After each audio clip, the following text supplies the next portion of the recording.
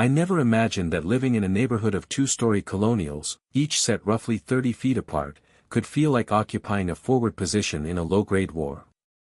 From the outside, our cul-de-sac looks picture-perfect: freshly painted front doors, sidewalks edged with 18-inch ornamental shrubs, and mailboxes aligned to within a quarter-inch of uniformity. But beneath the veneer of suburban tranquility lies a battleground defined by petty rivalries, whispered resentments, and the ever-watchful eye of the HOA. It all began the day I received my first HOA violation notice.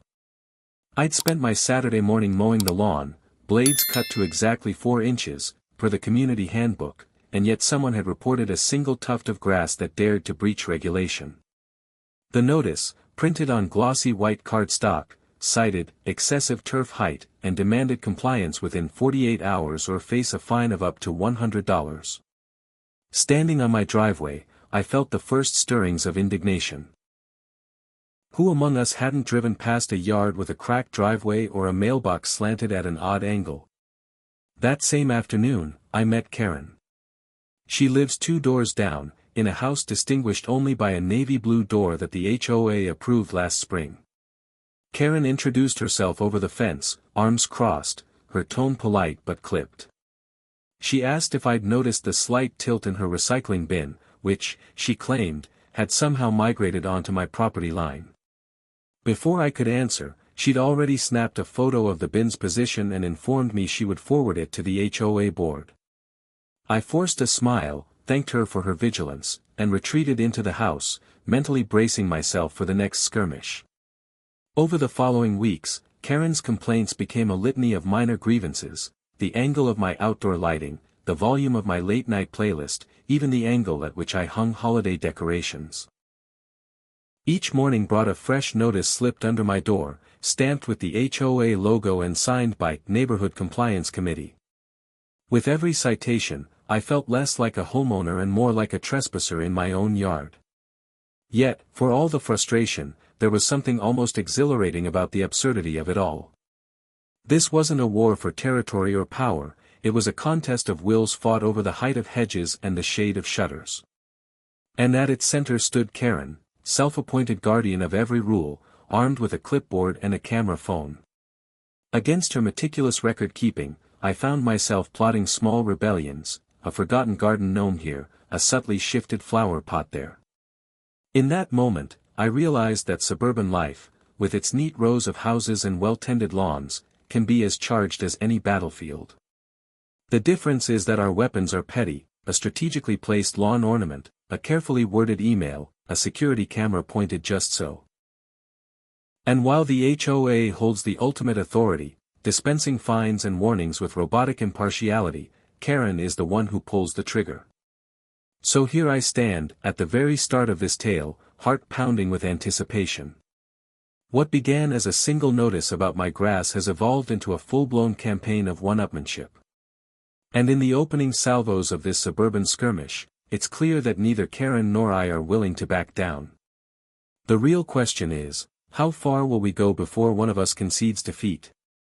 From the moment I first drove into this neighborhood, the sheer tidiness of every property was almost unsettling. Perfection seemed practically mandatory. Houses boasted matching flower beds, evenly trimmed hedges, and shutters all painted in an identical shade of eggshell blue. Even the resident pets, or so I imagined, felt the unspoken command to maintain absolute silence after 9 p.m.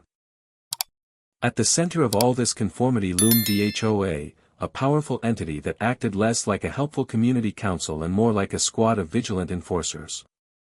Their reach extended into the most trivial aspects of daily life: the exact height of your backyard grass, the color of the bulbs illuminating your porch, and even how far your mailbox protruded from the curb. I learned quickly that any deviation from the norm risked punishment in the form of fines and warning letters slipped under one's door at odd hours.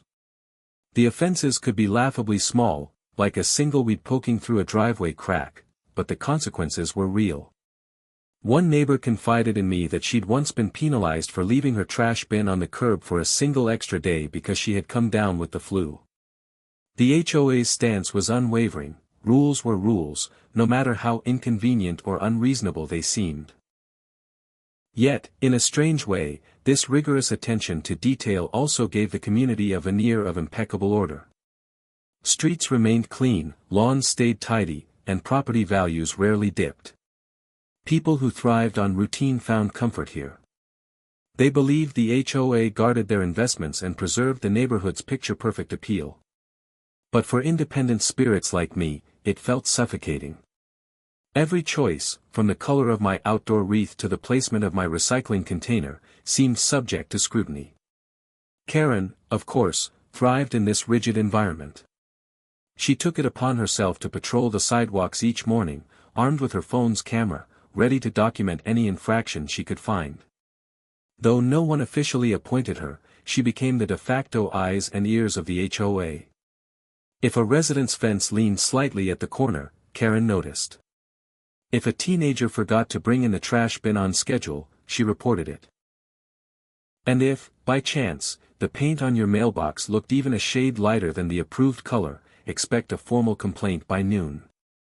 To her credit, Karen wasn't entirely disliked. Some neighbors appreciated her thoroughness, at least, those who valued neatness above all else. They'd invite her over for tea, praising her dedication to maintaining the area's prestige. Others, however, whispered behind closed doors that she simply enjoyed wielding what little power she had.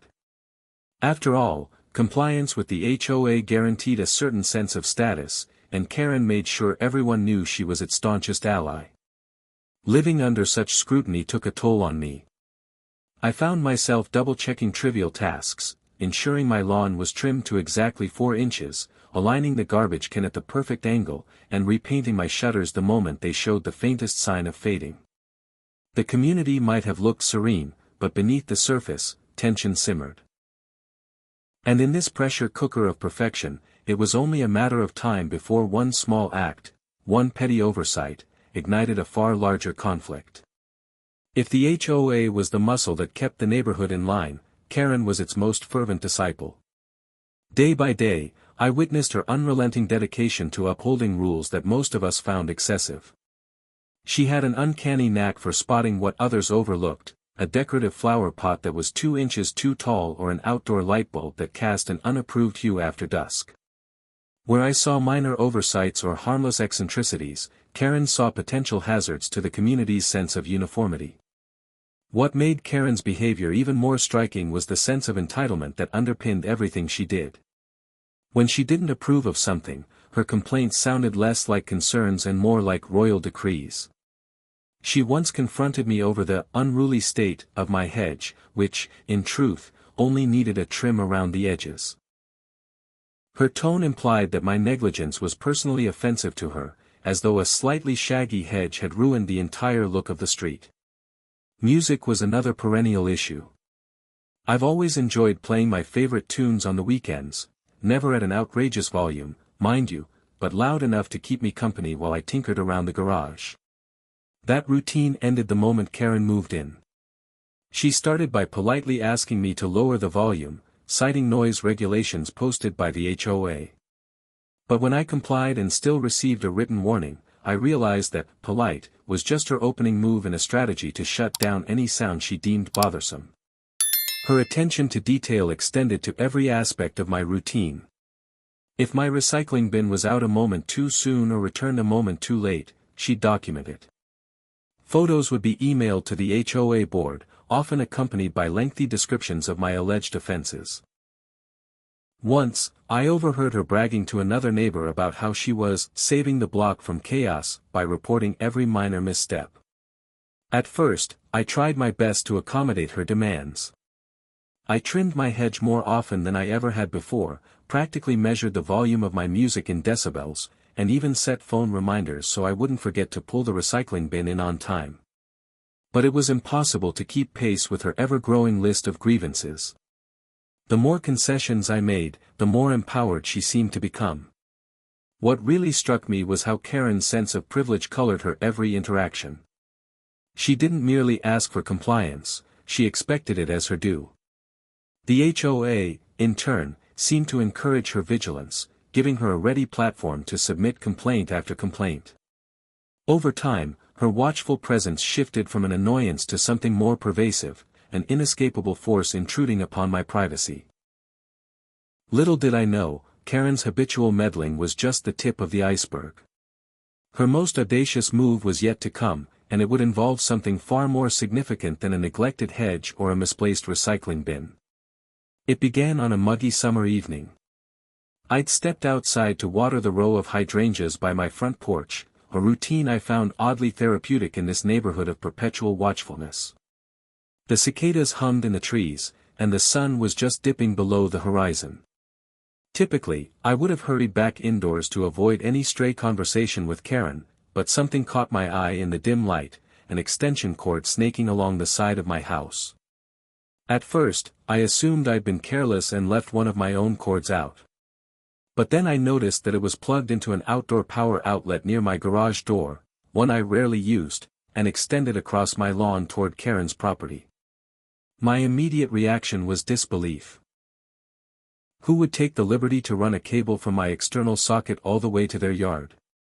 Curiosity propelled me forward.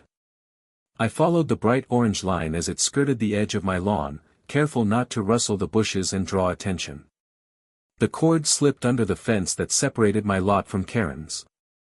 Even in the failing light, I could see exactly where it led, right up to her driveway, connecting to a sleek, unfamiliar electric car parked outside.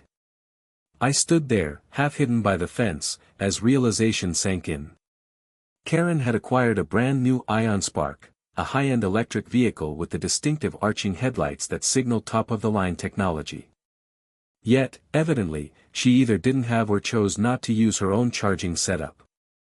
Instead, she'd decided to commandeer mine. The sheer audacity left me momentarily speechless. She hadn't even bothered to ask permission. It was as though she believed my property was fair game, just another resource she could tap into to maintain her pristine, eco-friendly image. Anger started to bubble within me, but a strange calm followed. I needed proof, something beyond my own word that Karen was stealing my electricity.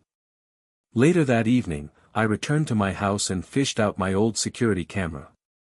Initially, I'd installed it to keep an eye on porch deliveries, but the batteries had long since died. With renewed purpose, I charged it up, positioned it near the window facing that seldom-used outlet, and adjusted its night vision settings. I felt a surge of adrenaline, as though I were setting a trap. Over the next few days, I avoided direct confrontation. Instead, I observed. At around midnight, Karen would sneak over, unplug the Ion Spark from her side of the fence, then carefully coil the extension cord before sunrise. Had I not been paying attention, I might never have known. My electrical bill would simply have climbed, and I'd be left guessing why. But now, with clear footage from my reactivated camera, I had undeniable evidence. Karen was systematically siphoning power for her personal gain. I wrestled with how to respond. A part of me wanted to storm over to her house in the middle of the night, yank out the plug, and demand an explanation. But after considering how she behaved over minor issues, like the hedge, the music, and the recycling bin, I realized that a direct confrontation might only escalate matters. She'd twist the narrative in her favor, or maybe even report me to the HOA for harassment. Instead, I decided to keep quiet while I weighed my options. My discovery of her covert charging sessions felt like a chess move. She'd made a brazen opening, and now the board was mine to play. I could file a complaint with the HOA, but Karen likely had the board wrapped around her little finger, given how meticulously she contributed to their enforcement. I could approach the utility company about the theft, but that might spiral into a bureaucratic mess. The more I thought about it, the more I felt a simmering sense of indignation, fueled by all her earlier meddling. This was no longer just about stolen electricity. It was about principle, and, if I was honest with myself, about the satisfaction of exposing Karen's hypocrisy. She, who held herself up as the paragon of rule-abiding citizenship, was secretly breaching the most basic standards of respect for another's property. Some might argue I should have called her out directly or sought a civilized discussion. But this wasn't an isolated incident, it was the culmination of a long string of power plays on her part. She'd used the HOA's rules like weapons against me and other neighbors. Now, she was blatantly disregarding not just neighborhood guidelines but basic moral decency. So I decided to craft a plan, one that would let me respond in kind, on my terms, without inviting immediate backlash. After all, Karen had stepped into my territory, literally and figuratively. If she wanted a war of petty infractions and covert acts, then war was what she'd get. And to my mind, this ion spark theft was the perfect catalyst for the next phase of our deepening conflict. My decision to engineer a form of calculated revenge sprang directly from Karen's blatant disregard for boundaries. Had she simply asked if she could borrow my external outlet until she installed her own charging station, I might have been open to a neighborly favor. But sneaking onto my property under the cover of darkness and appropriating my electricity? That was a different story entirely. The seed of the idea formed late one night as I replayed the security footage. There was Karen, hoodie pulled low over her face, though her distinctive posture gave her away, plugging her ion spark cable into my outlet. She had the slyness of someone who believed they'd never get caught. I realized she must have reasoned that if I ever noticed a spike in my electricity costs, I'd chalk it up to summer air conditioning or a faulty appliance. Perhaps she thought I was too preoccupied with the HOA's constant citations to notice. But notice I did. And so, out of a sense of both self-preservation and a burgeoning mischievous streak, I began researching methods to disrupt the charging process without causing permanent damage. I didn't want to total her ion spark, that would trigger legal ramifications and escalate beyond petty revenge. Instead, I looked into ways to deliver a short, contained power surge, enough to trip sensors and cause her system to shut down, but not enough to fry major components. For the next few days, my home office turned into a makeshift electronics lab. I combed through online forums where EV owners discussed the intricacies of charging adapters and surge protectors. I studied how electric cars monitor voltage and amperage, how they respond to fluctuations, and what safety measures are built into most charging cables. The deeper I went, the more I marveled at how meticulously these systems are designed to defend against common electrical hiccups. Yet even the best systems can't account for every scenario. With the right equipment, an unexpected voltage spike could mimic a grid malfunction. The car would detect the anomaly and lock down charging to protect itself. Once triggered, it might take some time, and potentially a service call to the dealership, before the ion spark would accept a new charge. Perfect, I thought, as I jotted down the final steps in my notebook. Next, I had to adapt my external outlet. The real challenge lay in making sure the surge wouldn't backfire into my own house or trip my entire electrical panel. If I took out my own fridge or air conditioner, I'd only be punishing myself. After scouring a local hardware store for components, I set up an isolated circuit with specialized fuses and a rudimentary surge generator. It wouldn't be enough to spark a fire or cause lasting harm, just a short jolt to confuse the car's charging port. The hardest part of this plan wasn't the electrical work but rather keeping my cool around Karen. She continued her daily patrols, her phone camera at the ready, as though the world was her personal training ground for the next big HOA crackdown. Each time we crossed paths, I flashed her a polite smile and even offered a friendly wave. It was a delicate balancing act, show no hint of suspicion while quietly rigging my outlet to deliver a jolt strong enough to rattle her ion spark's electronics.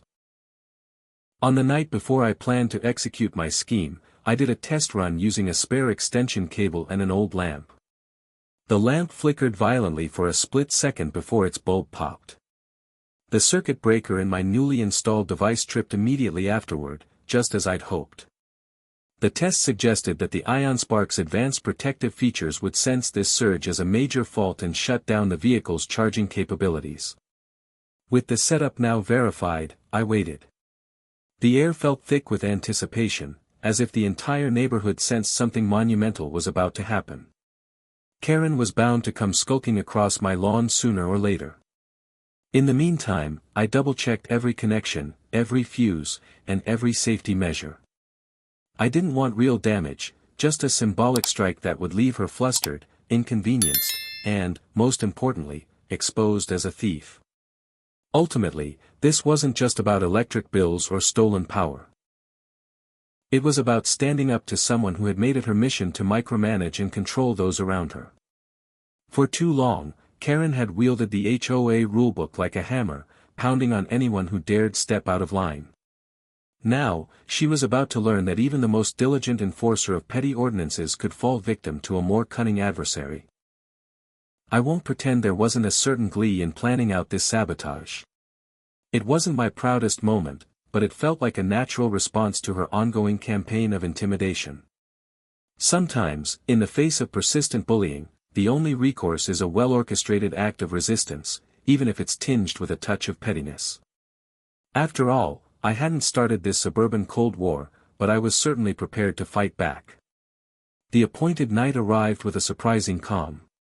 The cicadas buzzed, and a warm breeze rustled the leaves in the trees above. I sat in my living room, lights dimmed, watching the monitor that displayed my security camera feed. The external outlet was just within view, illuminated by a small motion-activated light I'd installed to capture Karen's nocturnal visits. I had no idea when she would come, only that she was bound to do so eventually. My heart pounded with every flicker of movement on the screen. A stray cat padded by, briefly triggering the light. My pulse quickened, but I recognized the feline silhouette and relaxed again. Minutes stretched into an hour, and I started to wonder if Karen had decided to skip her nightly theft. Then, at about 12:45 a.m., the faintest ripple of motion caught my eye. The security light snapped on, revealing Karen crouching beside the fence. She was dressed entirely in black athletic wear, a stark contrast to the preppy clothes she often wore during her daily rounds. Clutched in her hand was the ion spark charging cable. Moving slowly, she fed the cable through a gap in the fence toward my external outlet. My trap was set. The specialized device I'd installed was primed to deliver a momentary surge once the ion spark drew power. I clutched the arm of my sofa, the tension in my muscles so tight it felt like I might snap. Would everything work as planned, or had I overlooked some detail that would end up short-circuiting my entire house? Karen plugged in the cable with a practiced motion, as though she'd done it dozens of times before. She gave a quick glance around, likely ensuring no one was watching, then rose to her feet. The security light, sensing no further movement, flicked off a few seconds later, plunging the yard into darkness once more. I exhaled, my breath trembling. For a moment, nothing happened. The ion spark's charging status indicator, a sleek band of LEDs along the vehicle's hood, remained dark on my monitor. Then, in a flash, the band lit up. That was my signal. The device I'd wired into the outlet detected the power draw and sprang into action. Even through the grainy camera feed, I could sense a jolt. The ion spark's lights flickered wildly for a split second before cutting off. In the same instant, my specialized circuit breaker tripped, preventing any lasting harm to my own electrical system. Karen, still lurking near the fence, must have noticed the sudden malfunction because she rushed over to check the cable. A minute later, she unplugged it, inspecting the connector under the pale glow of her phone. I stifled a triumphant laugh. The entire event had lasted less than 2 minutes, but its impact would be far more enduring. If my calculations were correct, Karen's ion spark would interpret the surge as a critical fault. She might need a dealer reset or at least some diagnostic process before the car would charge normally again. My plan had worked, no permanent damage to either property, just a potent jolt of inconvenience. I waited another hour, monitoring the feed to see if Karen would try again, but she soon retreated indoors. The yard remained quiet and empty. I finally allowed myself to exhale fully, adrenaline still pulsing through my veins.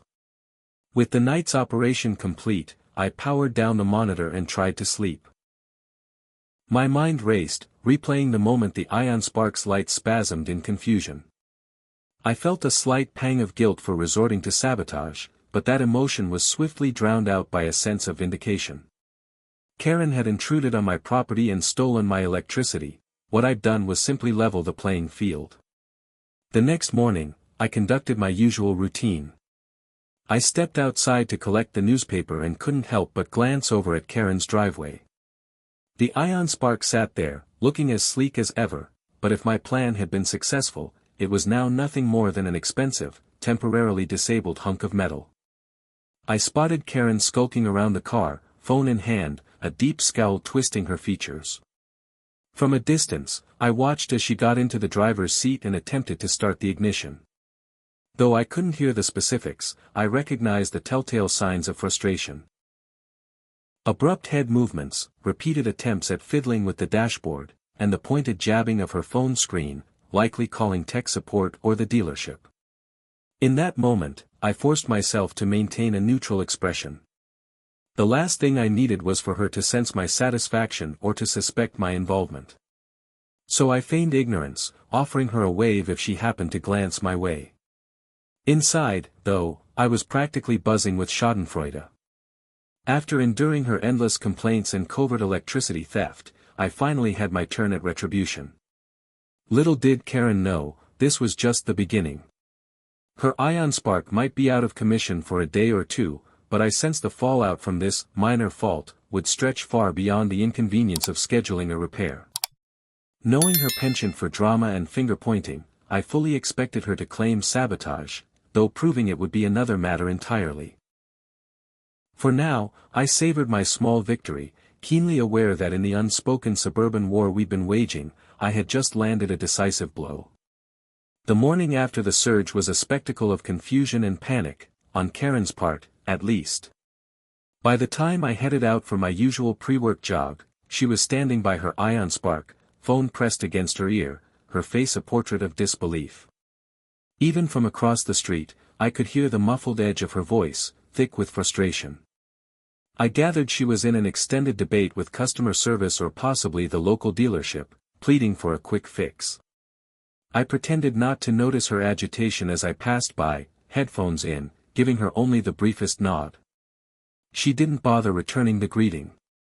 Her energies were singularly focused on diagnosing why her state-of-the-art electric car refused to charge. Part of me wondered if she suspected my involvement. Surely, she had to consider the possibility that I might retaliate for her theft of my electricity. But given how brazenly she'd been poaching power, perhaps it never crossed her mind that I had the technical know-how or the nerve to strike back. Throughout that day, whenever I peeked out the window, I glimpsed Karen in various stages of distress. She paced her driveway, phone in hand, or hovered near the Ion Spark's charging port, as though willing it to function. By late afternoon, she started physically pushing the car a few feet to align it better with the cable, but nothing changed. The car simply wouldn't accept a charge. It was a bizarre sight, Karen, who normally carried herself with such haughty composure, reduced to manually maneuvering her prized electric vehicle in a futile effort to restore power. As evening approached, she finally gave up. The Ion Spark sat dormant, a silent testament to my late-night handiwork. I half expected Karen to come banging on my door with accusations, but she never did. Instead, she retreated indoors. Perhaps she felt too embarrassed to reveal she'd been siphoning electricity, or maybe she was too flustered to piece together the cause of the fault. From my vantage point, I watched it all with restrained glee. This was the outcome I'd wanted, a swift, non-destructive lesson in humility. Yet, as the day wore on, a subtle shift took place in my mind. Part of me felt a pang of empathy. I hated that part, hated that I could feel the slightest bit bad for Karen, given how she treated me. But as she scurried back and forth, phone calls multiplying by the hour, I recognized genuine desperation in her eyes. Then again, had she shown me or any of our neighbors an ounce of understanding? She'd reported me to the HOA over trivial nonsense, made scenes about my music, my hedge, my trash bin, and so much more. Her entire modus operandi was to impose her will, no matter how petty the infraction. If nothing else, this predicament might teach her that actions have consequences. The next morning, I spotted a tow truck pulling up to her driveway. The Ion Spark was rolled onto the flatbed, bound for a service center or dealership. Karen trailed behind, looking as though she'd been personally slighted by the universe. As the truck rumbled away, the expression on her face was a mixture of indignation and anxiety, like she was torn between wanting to call the cops on me for imaginary crimes and acknowledging the humiliating reality of her situation. Over the next several days, Karen's normal routine unraveled. Without her prized electric car, she resorted to walking or catching rides from friends whenever she could. On the rare occasions she left the house in her old coupe, an aging vehicle that belched gray smoke from its tailpipe. She seemed almost ashamed, as if driving something so visibly imperfect sullied her image as the reigning queen of neighborhood standards. Meanwhile, I went about my life with a renewed sense of calm. No more cryptic notes about my lawn or my music volume appeared. The HOA, for once, seemed quiet. Karen's attention was wholly diverted to her ion-spark troubles. Word around the community was that she had lodged multiple complaints with the manufacturer, claiming the charging system was defective from the start. Some neighbors, ordinarily sympathetic to Karen's crusade for suburban perfection, muttered that it served her right for flaunting a fancy new vehicle. Strangely enough, I couldn't help but wonder what might happen if Karen discovered the truth, that her predicament wasn't some random technical glitch but a calculated retaliation for her rampant meddling. Would she escalate her campaign against me?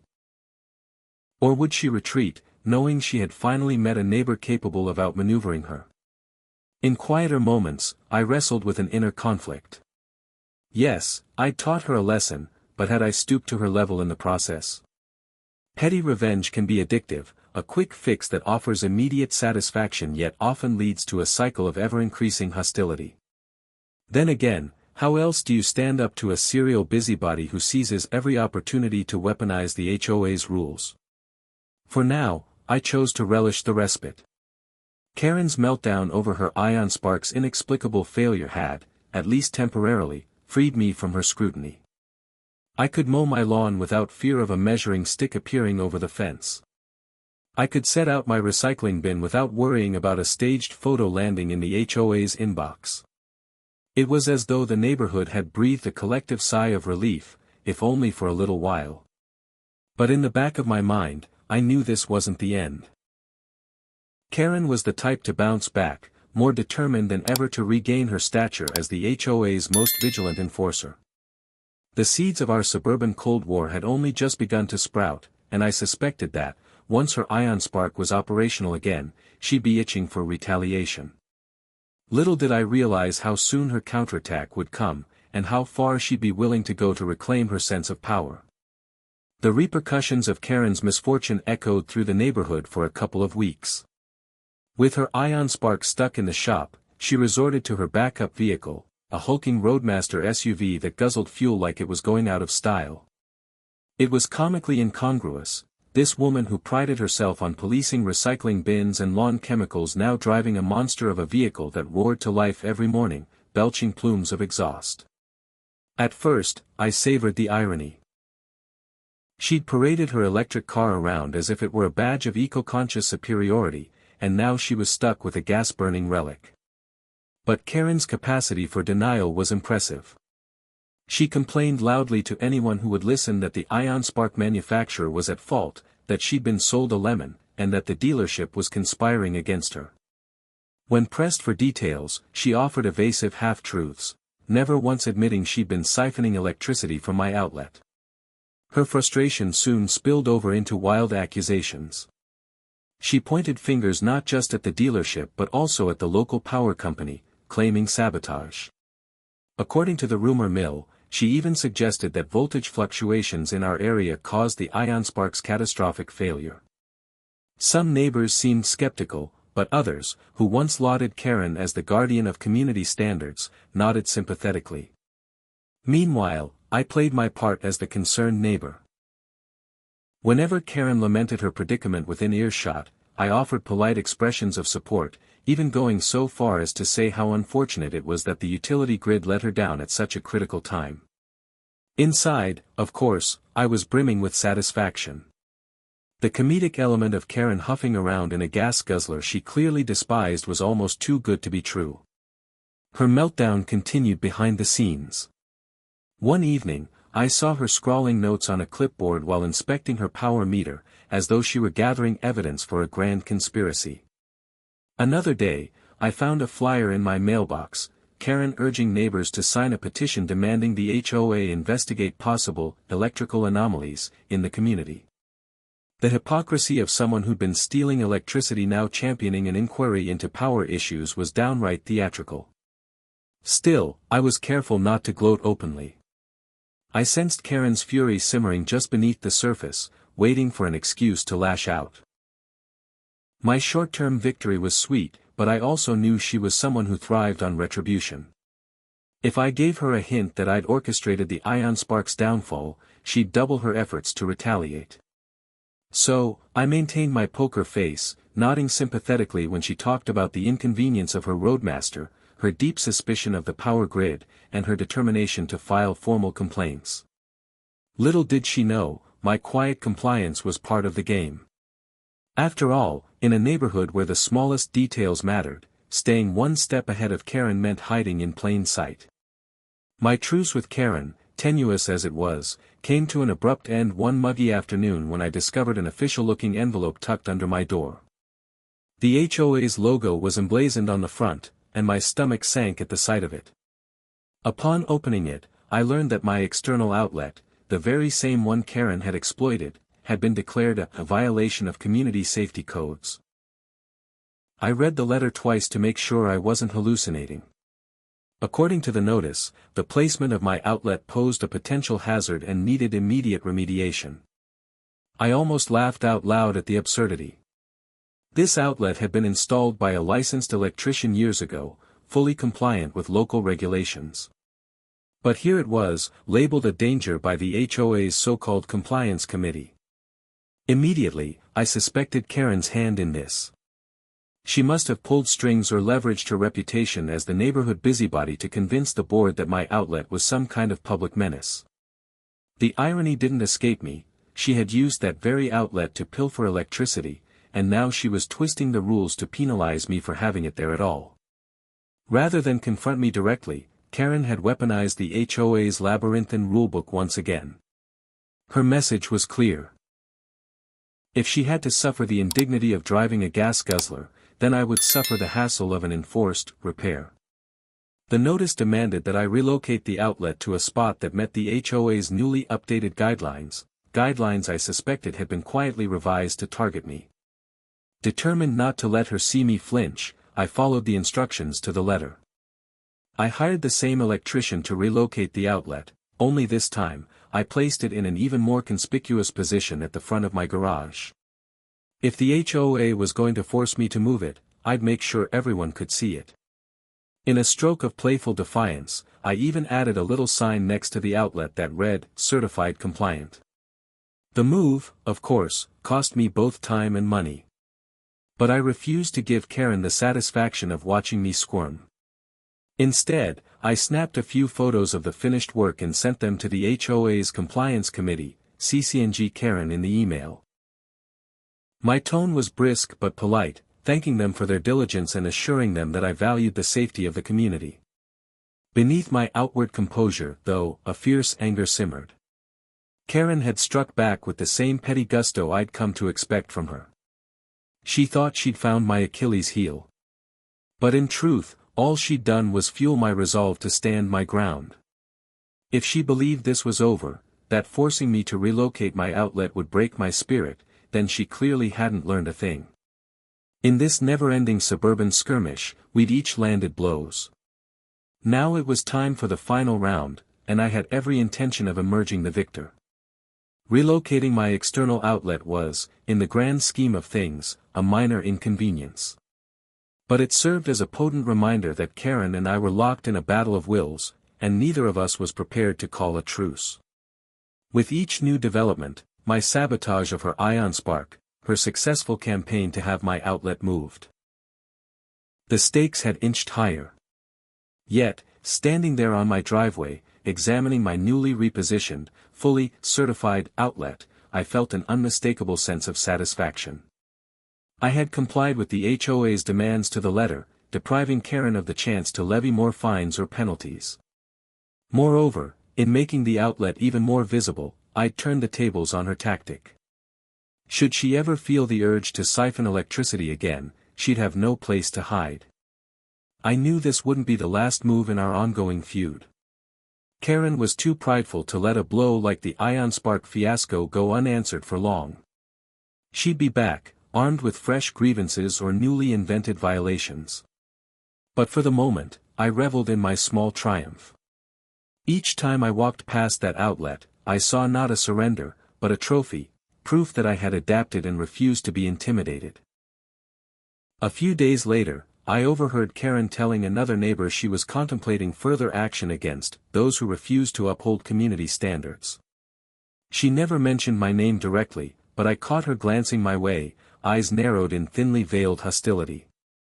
I simply smiled in return, a gesture equal parts politeness and challenge. In quiet moments, I reflected on how absurd this suburban war had become.